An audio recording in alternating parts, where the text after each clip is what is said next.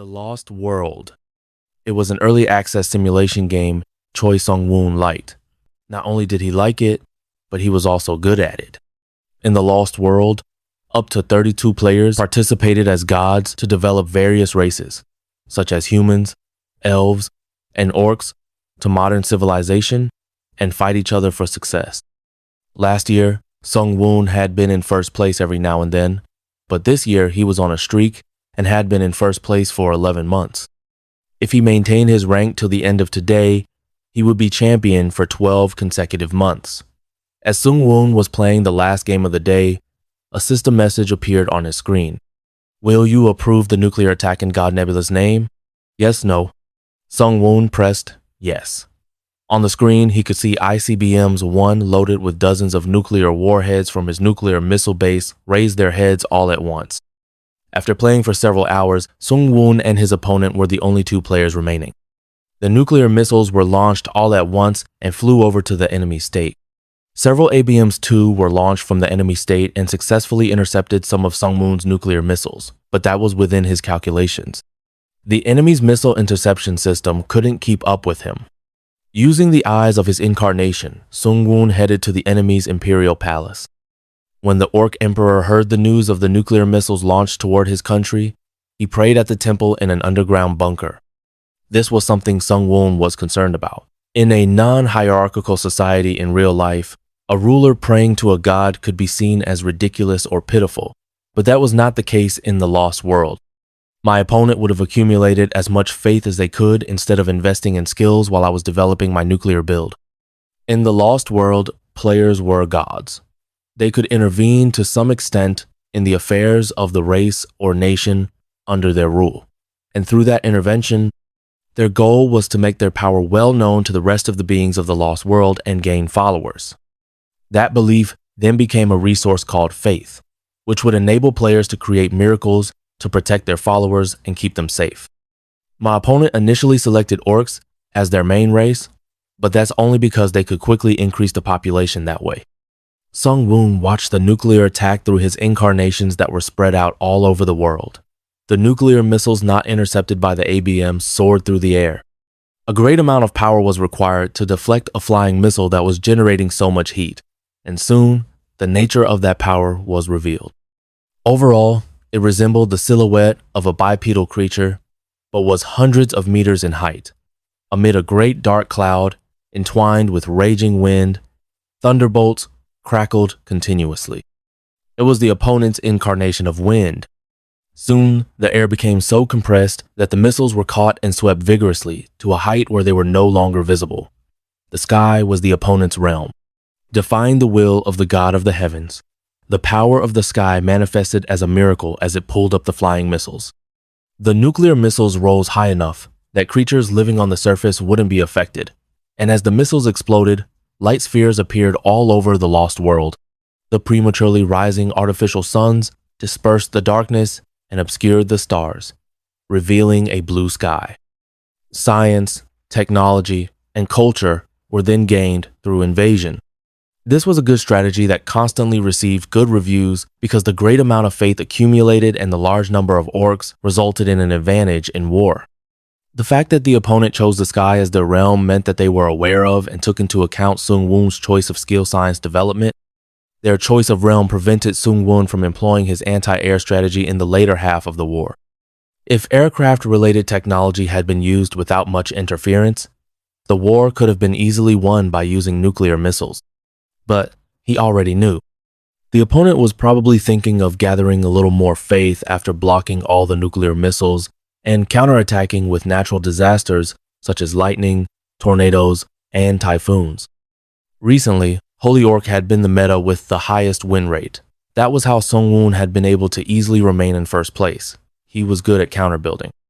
He had also used Holy Orc after the meta version was released, and if he had thought that there were no flaws to the strategy, he likely would have used it now as well.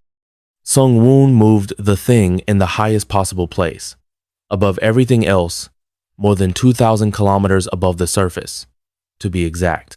The Thing was one of Sung-woon's incarnations that used an AI-operated military satellite made from ancient relics. Even if a god had obtained a large realm of the sky, one could not claim all of it. At most, they can claim the sky right above their head. Outer space did not belong to the realms of the gods, and that was exactly where the satellite was placed. The sky, after all, was still within the atmosphere. The god in the sky was sternly looking down below and didn't notice what was above them. Sung-woon moved his incarnation and aimed at the head of the enemy's emperor.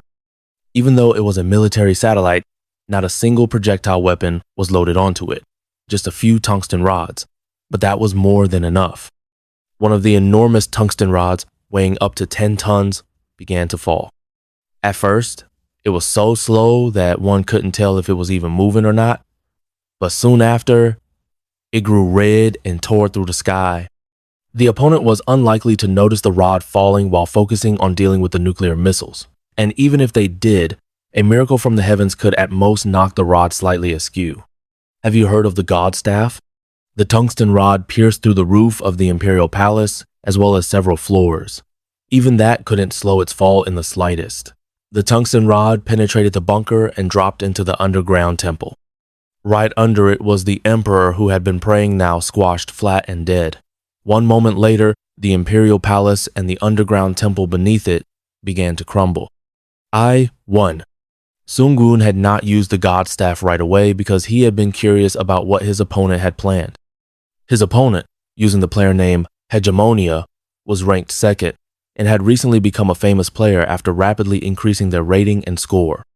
Since they could often run into each other in the game going forward, it had been necessary for Sung-woon to figure out what their main builds were. His opponent had lost an incarnation, namely the Emperor, and the underground temple likely to have housed the greatest amount of faith had collapsed.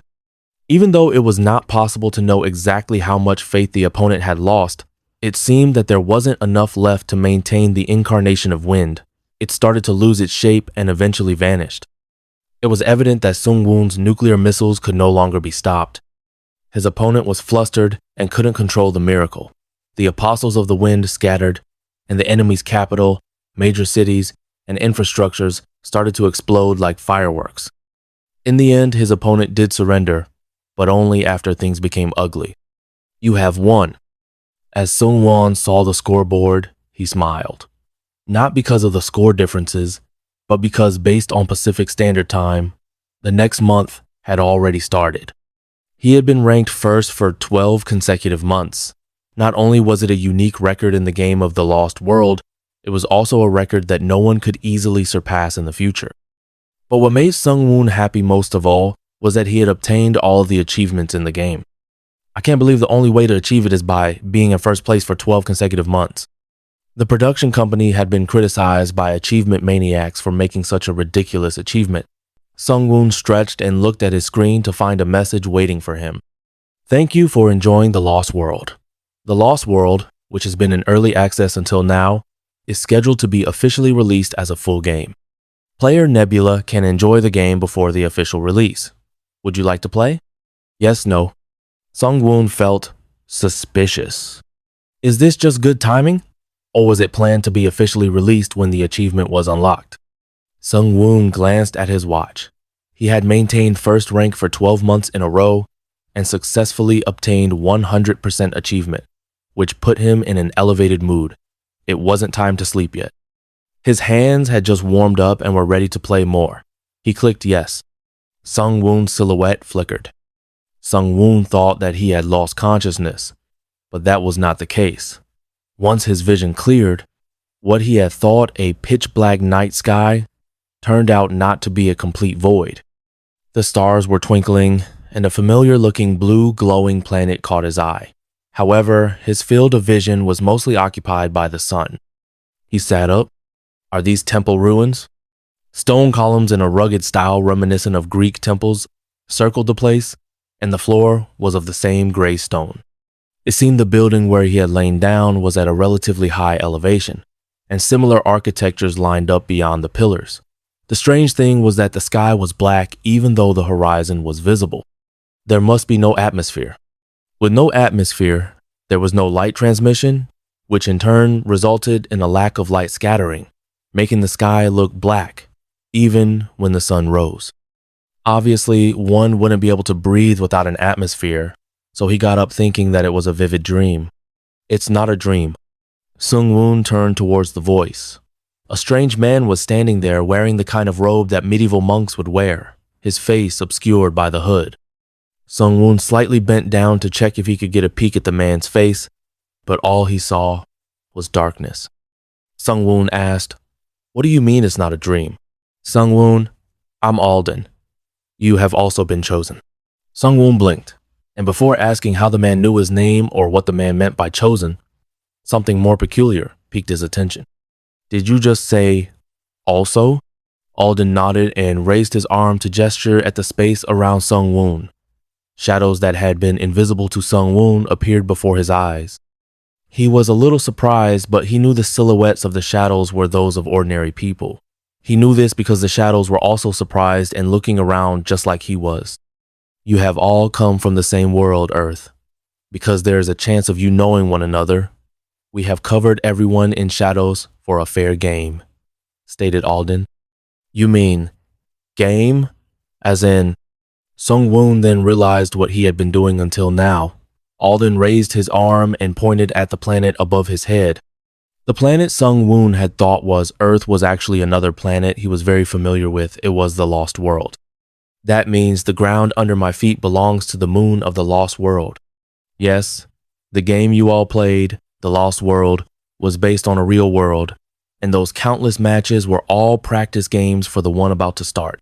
You will all become real gods in the Lost World."